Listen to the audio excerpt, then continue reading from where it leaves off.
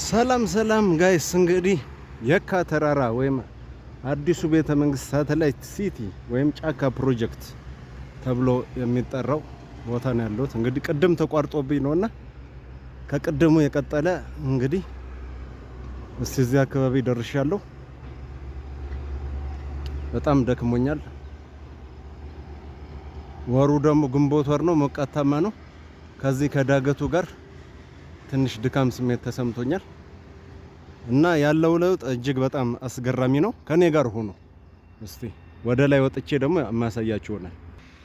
ጋይስ እንግዲህ ወደ ሳተላይት ሲቲ ወይም ጫካ ፕሮጀክት ወይም ደግሞ አዲሱ ቤተ መንግስት ተብሎ ወደሚጠራው ዋና መግቢያ በር እንግዲህ እየደረስኩ ነው።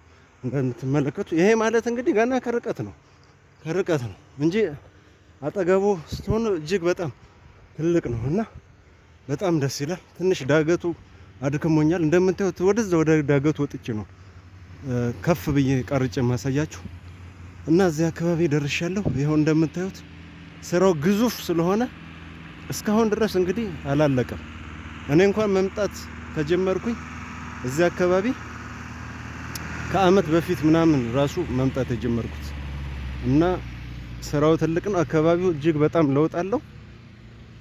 በጣም ነው እየተቀየረ ያለው፣ ግን እስካሁን አለማለቁ የስራውን ትልቅነት ነው የሚያሳየው። ተመልከቱ እንግዲህ እየተጠጋው ነው። እዚህ ጋር አሁን ትንሽ ከጫፍ እስከ ጫፍ ይታያል ዋና መግቢያ በሩ። ጋይስ እዚህ ጋር እንደምታዩት ግን ትንሽ እንዳይመስላችሁ ከርቀት ስለሆነ ነው። በጣም ትልቅ ነው። ዳገቱ እጅግ በጣም ከባድ ነው። ካሜራ ላይ እንደምታዩት አይደለም። መታችሁ ካልሞከራችሁት በስተቀር ትንሽ ለማስረዳት ይከብዳል እና አሪፍ ቦታ ነው። እዩት ነውና ይኸው እንግዲህ ቅድም እዛ ታች ነው የነበርኩት። አዲስ አበባን ቁልቁል በደንብ ነው የምትታየው ከዚህ ጋር። ተራራው ላይ ደግሞ ብትወጡ ምን ያህል ቁልጭ ብሎ ሊታይ እንደሚችል አስቡት። እና እዚህ ጋር አሁንም ያላለቀ ስራ አለ። ኮንስትራክሽን ላይ ናቸው ያሉት እንደምታዩት። ደስ የሚል ስራ ነው ግን በአጠቃላይ እንደምታዩት አሉት። እስኪ በደንብ ወደ ላይ ከፍ ብዬ ልውጣና ወደ ላይ በደንብ ከፍ እየወጥቼ ይሄም በሩን በደንብ አሳያችኋለሁ። ከኔ ጋር ሁኑ። ገና ያ እንደምታዩት ፊት ለፊት እሱ ዳገት ይጠብቀኛል። ከሱ ጋር ደግሞ የበለጠ ይታያል ማለት ነው ቁልጭ ብሎ። እስቲ ከኔ ጋር ሁኑ እንዳሰለችሁ ጋይስ።